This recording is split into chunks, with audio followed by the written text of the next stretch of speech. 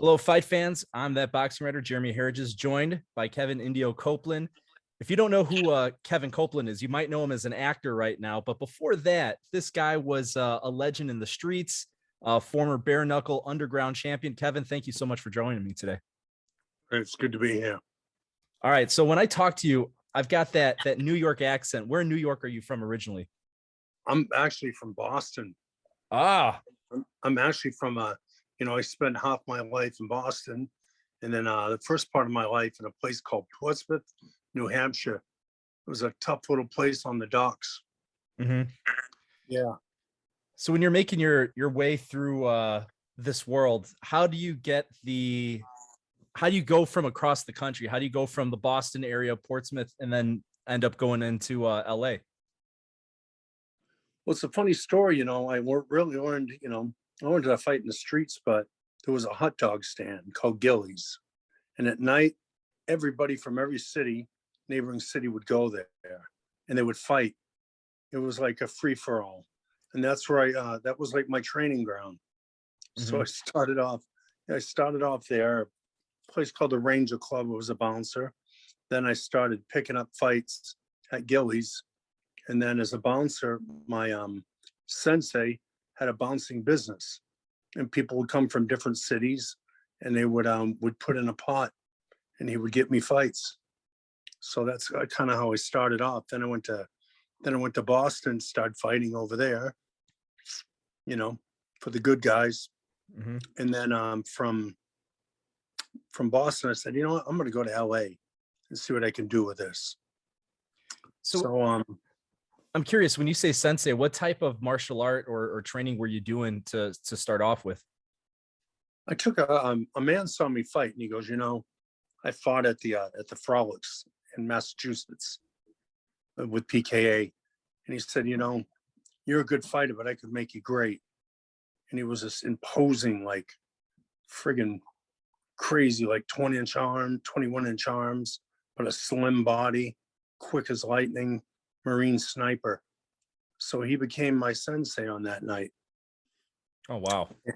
Yeah. And then he did a lot of arranging the fights, and I'd be bouncing with him, and like someone would come from a different city, like Dover, Somersworth, and I'd go, yeah, where's Copeland? I want to fight him. And he'd say, well, he don't fight for free, he fights for money. So yeah, that was the start of it. And then I said, well, what can I do with this? Like Randall Tex Cobb or all them other guys. And I mean, I was never a champion. I was always the sparring partner. Mm-hmm. And I always wanted to make a movie, not Rocky, but the sparring partner. Because you can imagine what a fighter goes through, but imagine what his sparring partner goes through. He gets beat on him by every day, So at 14, I was a sparring partner for fighters. That's how I got into it. So was that the age that you like started the whole street fighting game? Was 14 and that early? Yeah, even earlier than that. I just started street fighting everybody, got thrown out of school for it. It was just fighting. And it wasn't so much of a violent thing. It was more of, I didn't want to hurt people. I just was competitive. Mm-hmm. You know what I mean? Yeah, I just wanted to be competitive. And then I took myself out to LA and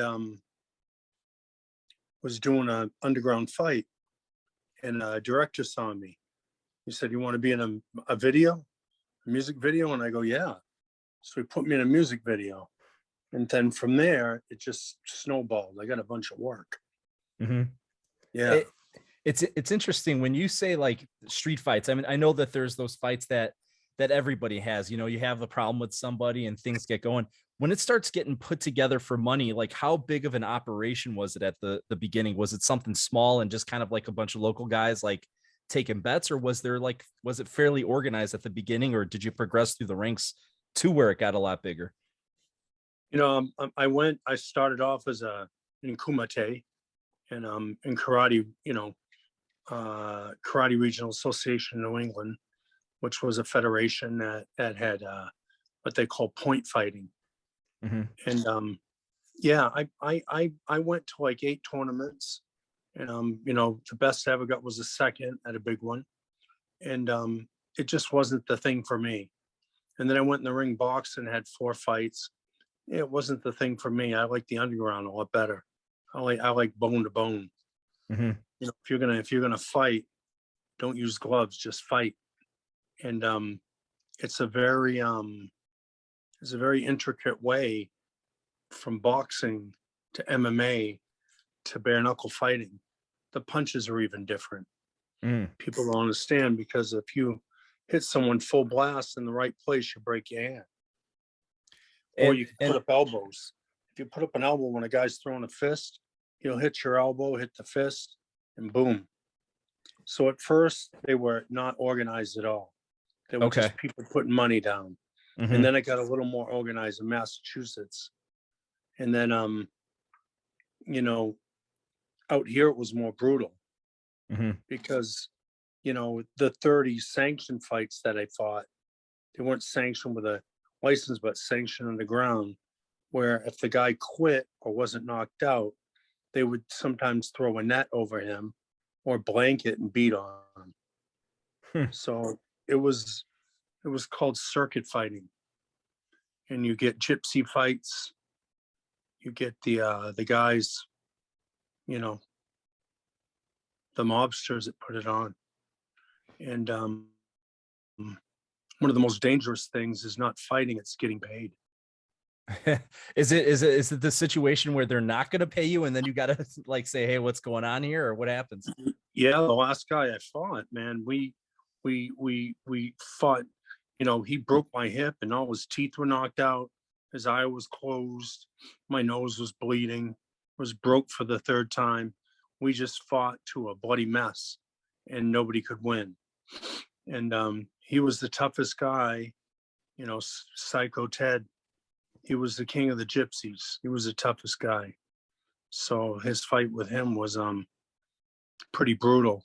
And then they wouldn't pay us. So we said, okay, why don't we just get together and go get our money? We went to go get our money, and I can't really tell you the rest of the story, but we got the money and we got the hell out of there with our lives. Jeez. Was that like that night you had to do it, or was it like later on down the road, like you went back to get it? No, we did it that night. We decided to go together and we said, screw it. If these guys kill us, we'll just start whacking people, and we'll all go to we'll all go to hell together. And so I told him that, and he said, you're both fucking sukas, which means like pussies in Russian. And he Hmm. said, get out. That's it. You're done. So I Wow. fought 30 fights. I was Hollywood champ for 30 fights underground. And then the way the circuit works, you fight till you lose. And then that guy fights till he loses. And then who beats him, he fights till he loses. So you're the champ until you lose. When you lose, you're done. Wow. When you go over to LA, and obviously you had some experience with the street fighting, back out east, how do you start getting involved in the LA scene? Was it like word of mouth, or just something that kind of happened organically? Yeah, I was a bodyguard. So being a bodyguard, I was, hooked up with the boys over there. So the boys just called over here, and I worked for you know, uh ahead of a, kind of like Kimball Slice, the head of a porn agency. He Hmm. actually worked, he was actually a bodyguard for a porn agency. I was too. And I don't want to name their names, of course, and name the girls, but I drove the girls around, and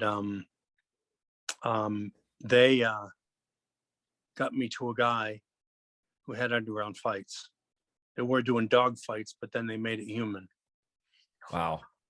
Yeah, so it was rough. And the first 15 were with tomato cans. The last 15 were hard. The Hmm. last guy was just an animal. He just, to this day, I can't walk straight because he hit me so hard in the hip. He Is that knocked the it out one of where place. I was gonna say, is that the one where you broke it? Yeah, he broke my hip. They found out years later it was cracked and it healed wrong. Oh And wow. then I got two ribs grown together too. And then I got a bunch of bad stuff in my lower back. So, I wouldn't suggest anybody fighting. I really wouldn't. Hmm. But if they do, get yourself a bare knuckle fighting trainer.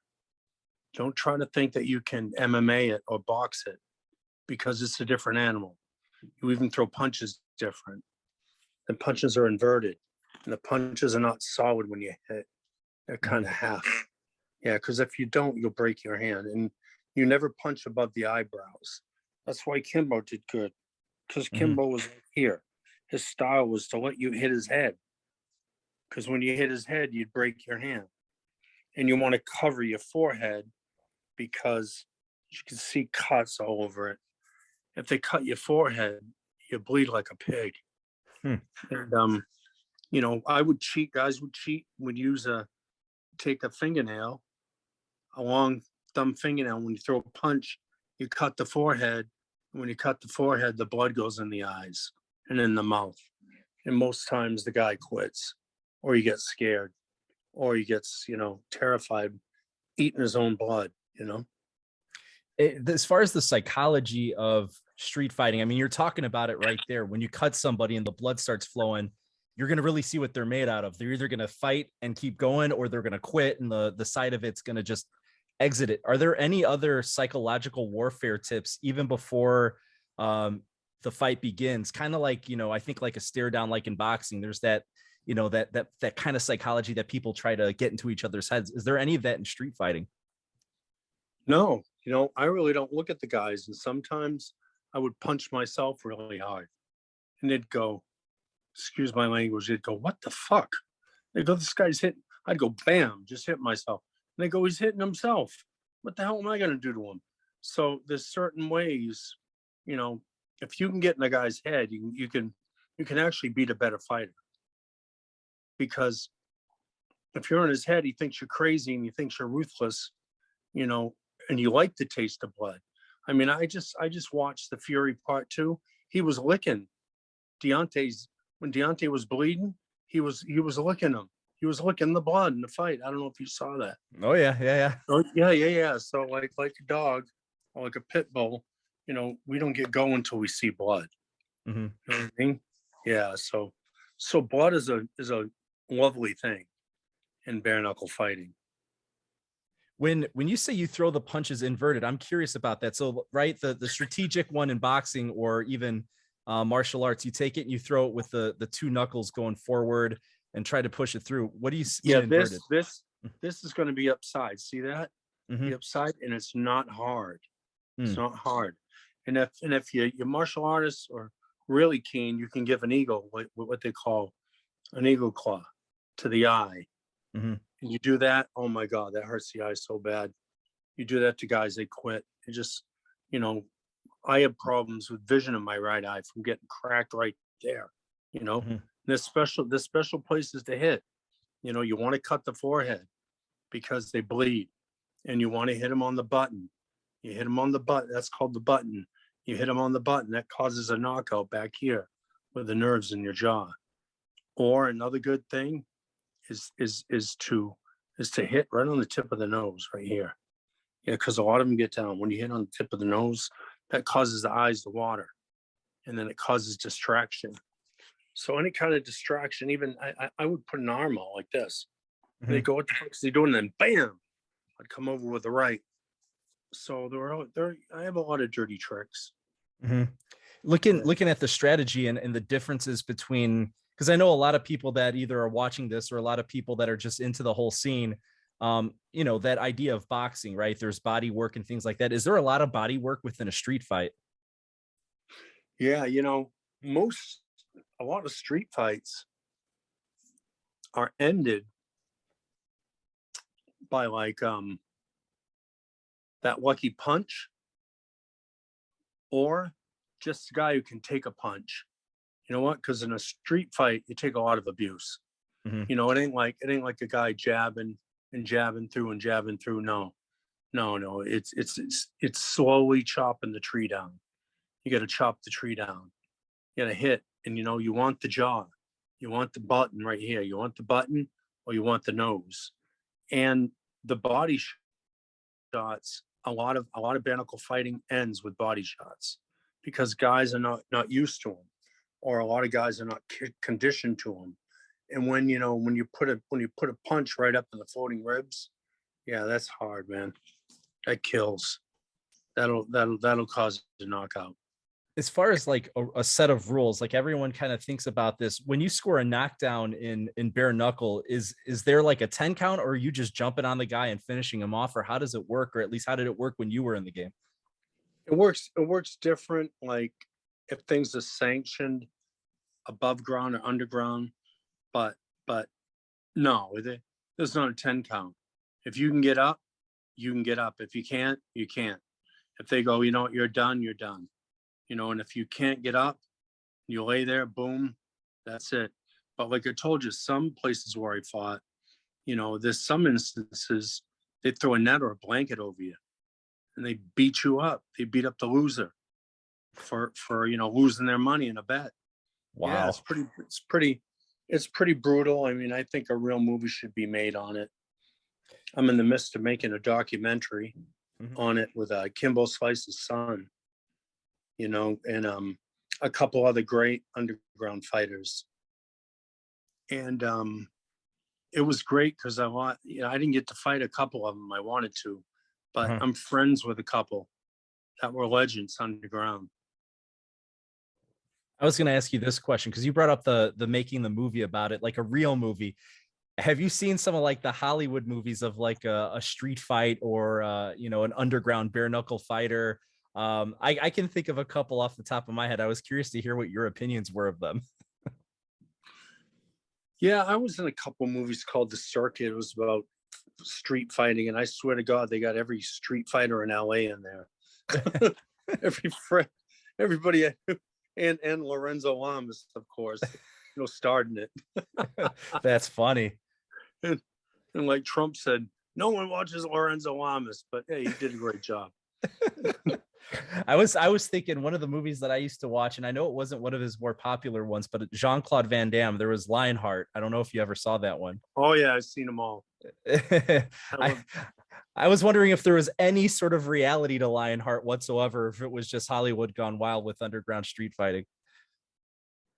you know, I won't comment on the Frank Dukes Mhm. whole thing. You know, there's a whole drama going on with Frank Dukes. Okay, that's a whole About what? different movie. That one's Bloodsport. Yeah, I think I think they're dramatized. I don't Mhm. think the people really have been underground and see what it is, because it's basically like, you know, 15, 20 guys there, you know, 10 from each side, sometimes more. And you'll just go into like a garage, you know, you'll go into a garage in like East Hollywood that, like, you know, they do body shop at, and you'll just lock the door. And then you know, you get one guy, he holds, you know, you bring your money, they bring their money, they match it. Now you can get like up to 20 grand, 40,000. You know, they'll Mhm. bring 20,000, you bring 20,000, when it takes all. So, you know, there's been a lot of unsanctioned underground fights, even UFC guys. Mhm. You know, I've seen a lot of underground underground videos and tapes, and it's pretty. I love it. I love the underground stuff. They have a new one called Felony Fights. They get Huh. guys fresh out of prison, and they get like a big Aryan guy against like a gang member cholo, and then if he's big, they give him a stick. Oh my god. Yeah, I, or I I've seen some of them on YouTube. I've seen some of the underground. Well, I guess it's not underground if it's on YouTube, but I've seen some of like the backyard type stuff. Very much like Dada. I think a lot of guys have kind of taken that design and kind of run with it. yeah, Dada's great. I've been booked at two events, and unfortunately, he was you know, he had a death in the family. Something else happened, but we've never met. I've talked to his brother on the phone. Mhm. I've talked to his friends on the phone. We never met. We were both booked at the Dragon Fest together, and it was beautiful because we were the first bare knuckle fighters ever there at the Dragon Fest, and here in Los Angeles in Burbank, which is like the NAM show of fighting and martial arts. And then you know, I went there last year. Had a booth 2 years ago. I'm sorry, and Dada was booked, but He didn't, I never met him yet, but he's done a lot for this sport. Hmm. Yeah, What yeah, I respect him a lot. what was like kind of going to your financially? I know a lot of people are kind of interested about like how does the money work? And you've talked about sometimes getting paid is the toughest part about it. What was like the best night that you could expect to make kind of in a big fight? The best I ever made, to tell you the truth, was 2000. Hmm. But there were fights where, you know, big guys fought, and Hmm. they fought for, you know, now the going rate's like 10, 20, 30, 40,000. Hmm. If you get like a Randy Couture wants to fight Tank Abbott, of course they're not gonna, but like if they want to fight underground, Hmm. then that's gonna be, yeah, then that's gonna be about, they're gonna be, they're probably gonna bring 50 grand a piece, Hmm. and the winner's gonna get 100 grand. Yeah. Do you find that they're staking themselves, or do they have another sponsor staking them in the fight? Well, people love blood sports. Hmm. I mean, the very interesting thing about it is when I was fighting at first, I never saw a girl in the audience. There were Hmm. no females. Now when I go, it's half females, and they want blood. They're screaming, yelling, and blood's getting hit, and it's going off the stage, it's landing on them, and they don't care. They're loving it. So it's change, and I've heard from Forbes report that the bare knuckle fighting championship, owned by David Feldman, Hmm. which he's a pioneer of this sport too, um, was the best seller in pay-per-view for a couple months. So we're talking about boxing and MMA was second and third to bare knuckle fighting, which to me was wow, because I didn't even think in my lifetime it would be legalized. You know what I mean? Yeah, and now that it is, and you just named it, Bare Knuckle FC, Dave Feldman's promotion. Then you've got Dada's, which is BYB. When you kind of see what's going on there, how authentic do you think it is to kind of like the heart of bare knuckle boxing, and how artfully are they kind of bringing it to the masses? Do you think? You know, they're both doing a great job and they're both pioneers, but the real ones are the ones that are in the backyard. Let's face it. It's Mhm. like John L. Sullivan and Gentleman Jim Corbett. I mean, that fight was so popular that I read every article I could about it. And Jesse James was there. He went in disguise just so we could see the fight. And then there was the famous writer who went there. It was like Orson Bean or something. I don't know. Orson Welles. One fighter went there too. There were a lot of famous people that went there to watch Gentleman Jim Corbett fight John L. Sullivan. As far as the wrapping of the hands, and something that I see now, they kind of have the wrap around the thumb and the wrist, nothing around the knuckles. When you were fighting, was there anything on your hands whatsoever, or was it just literally No, it hands? wasn't allowed. Hmm. Yeah, yeah. Hands had to be free. Hands are not there were no wraps allowed. Hmm. They do it now because everybody breaks a hand, but I even got pictures when I bare knuckle boxed. You know, my hands were bruised from my fingers on down to my wrist and forearm. It's almost like you had like a rash or something, just all purple Hmm. from just popping people. Yeah. Yeah. So I mean, you got to be a different kind of animal to be in the underground. Did you ever break your hands when you were fighting? Oh yeah. I've broken, let's see, broken that thumb. Where is it? You could see a scar on my wrist. Uh, yeah, I see it right now. Yeah. Broke that. Broke the other scar on that wrist. Hmm. Broke that. So yeah, you breaking hands is a pretty common practice. Is there any way that, or any thing that you saw that worked well in kind of preparing your hands for that type of combat? You know, Hands of Steel, Hmm. and what they do in the martial arts, they call it iron palm. And what you do is you start off with sand, you dig your hands into it for a couple of weeks till they're raw, and then you go to little pebbles, Hmm. and then you go to lead shot. You stick your hands, you punch, you stick your hands, and then you keep rubbing da dit jiao, which is a ancient miracle bone bruising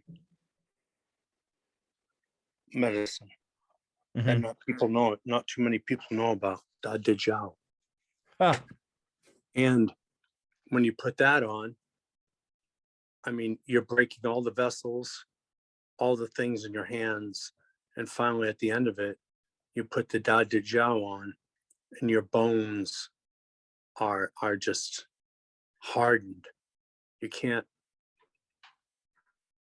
you can't break them. And then when you Hmm. take your hands, I didn't hit heavy bags that much. I hit the da dit jiao. I mean, I hit the Mook Jung, which is a Wing Chun wooden man dummy, like Hmm. Bruce had. Yeah, and I worked my combos on that hardwood. I studied Wing Chun a couple years. I mean, I'm not any good at it, but I learned strikes, and I learned, like Bruce Lee said. He said, "Don't hit wood." He said, "Hit steel or hit hard." I'm sorry. He said, "Don't hit bags because bags mimic a people's body." He said, "Hit hard wood or steel." And he goes, "That way you won't hit your target. You'll go through your target." How about the face? Because I know cutting obviously happens very often in bare knuckle boxing. Was there any way Oh, that look you at could kind of? this. Oh, yeah, I see See it. this? Yeah. And look, Oh, hear the yeah. jaw? Yeah. Yeah. And look, my nose, sorry to show you inside of my nose, No, it's all but good. there's plastic in there. It's been broken 3 times.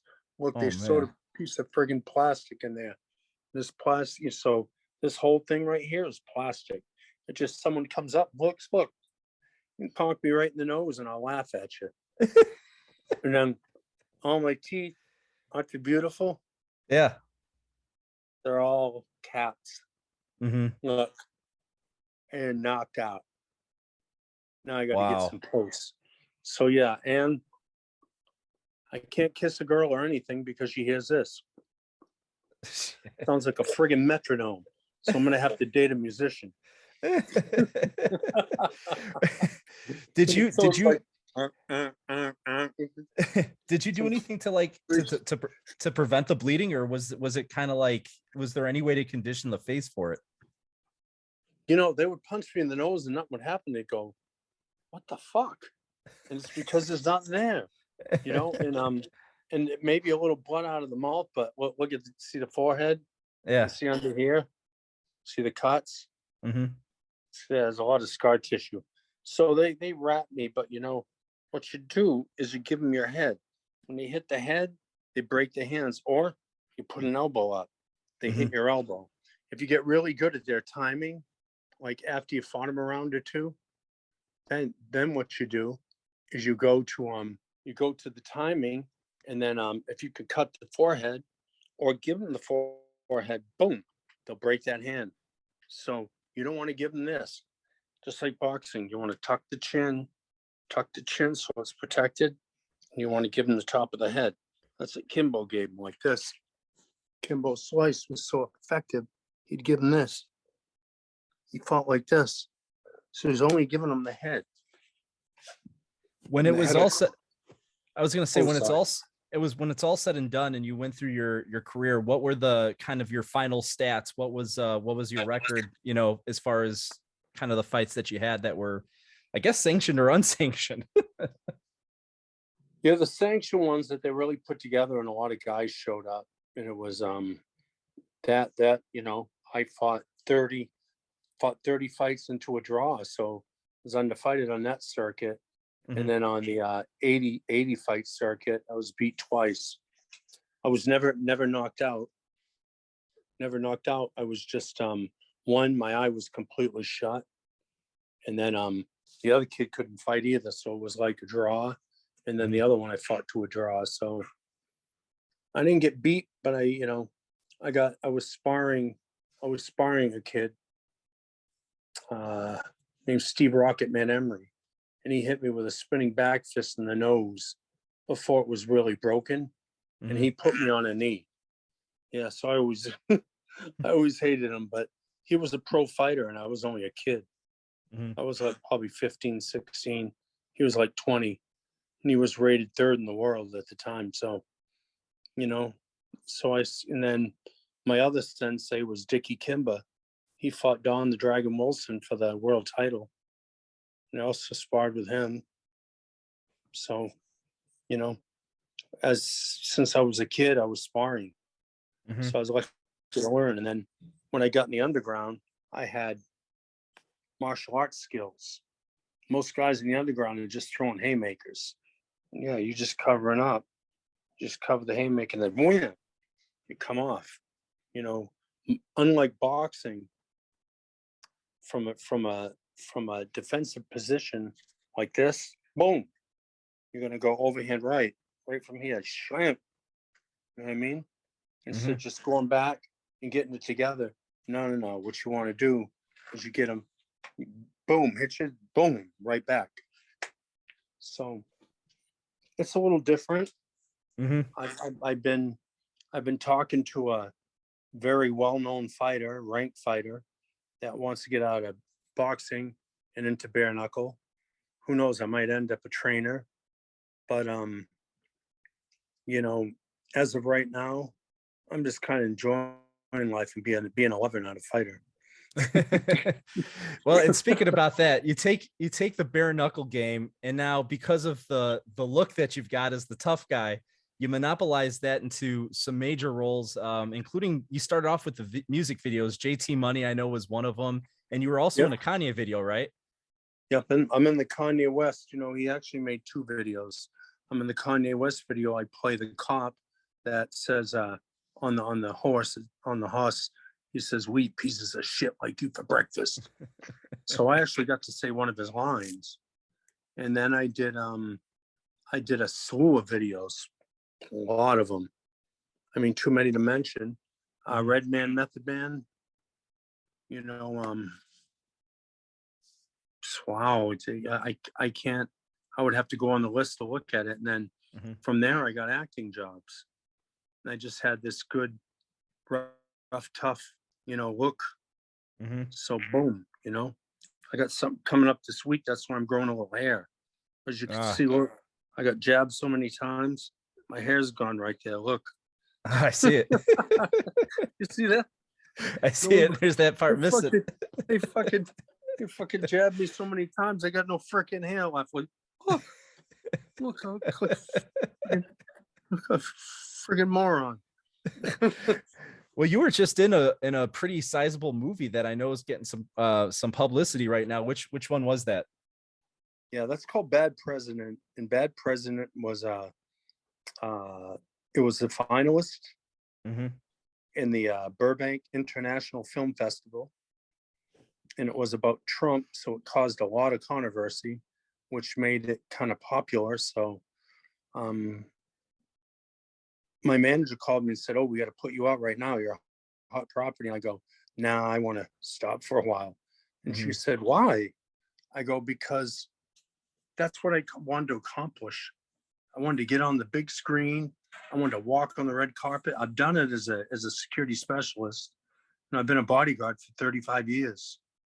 And so I've done it a billion times for them, but I wanted to go on the red carpet. I brought my kids, I brought my friends, and it was probably one of the most memorable, beautiful moments of my life. And I played Putin. And it was funny. I called my friend back, Boston. He goes, "Hey, you're at the movie theater. I saw you were Puddin." I go, "It's not Puddin, it's Putin." He goes, yeah, you did good like Puddin, but you look old." I go, "Dude, it's friggin' Putin, not Puddin." He goes, you did a good Puddin." Oh man, I love it. Man, it's a trip talking to you, hearing the stories and then hearing it come full circle into the movies. I mean, it's a really uh, wild ride that you've been on. If people want to find out more about you, where should they check you out? They can check me out on Facebook. I got a couple videos up on YouTube. I'm not the most media savvy person, but I'm with Liquid Entertainment Studios.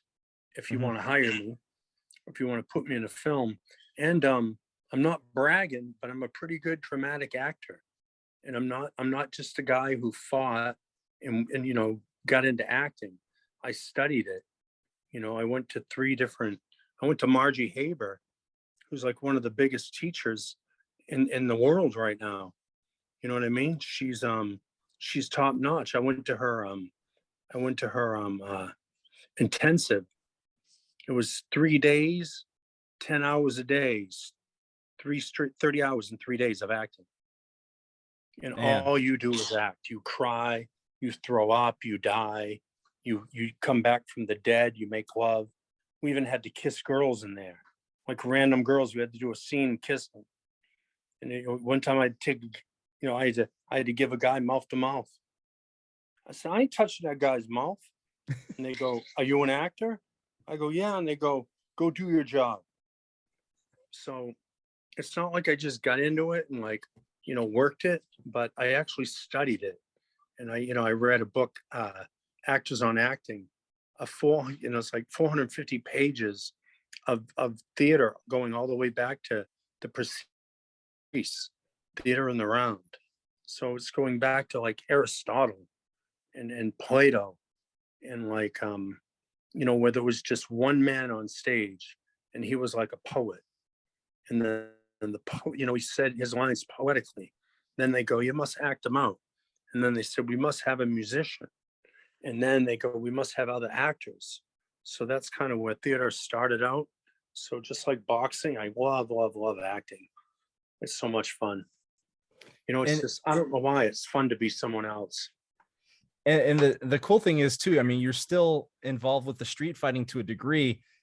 You've also got the Hall of Fame, correct? Yeah, yeah.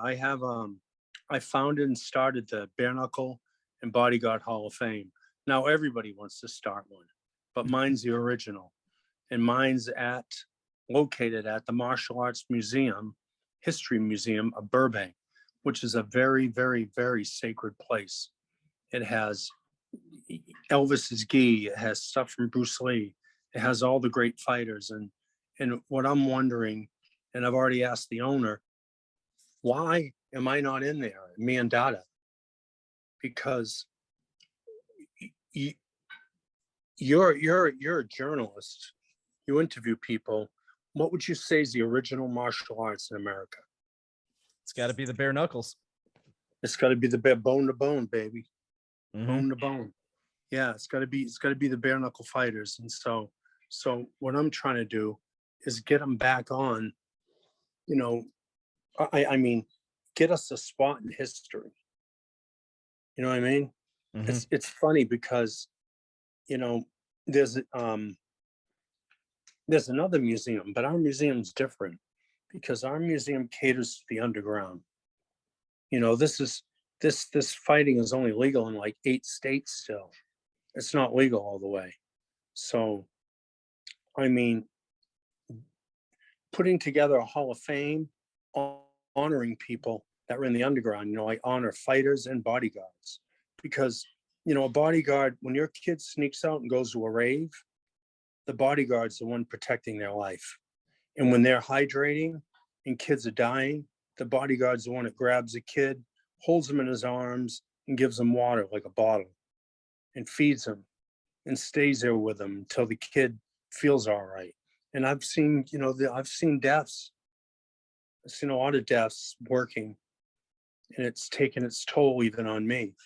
So I think that people in the underground, I'm talking card games, I'm talking illegal parties, I'm talking raves, I'm talking all that stuff.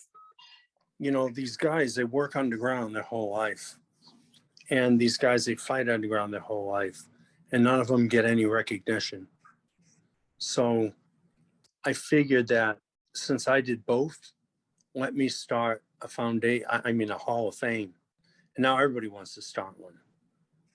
But mine's the original. And there is a bare-knuckle boxing Hall of Fame in New York, but they cater just to bare-knuckle boxing. Mine is underground fighters of any sort, no holds barred going on, and underground bodyguards. Because bodyguarding is super, super, super dangerous, especially in LA. You never know what's going to happen. There's a lot of bad guys.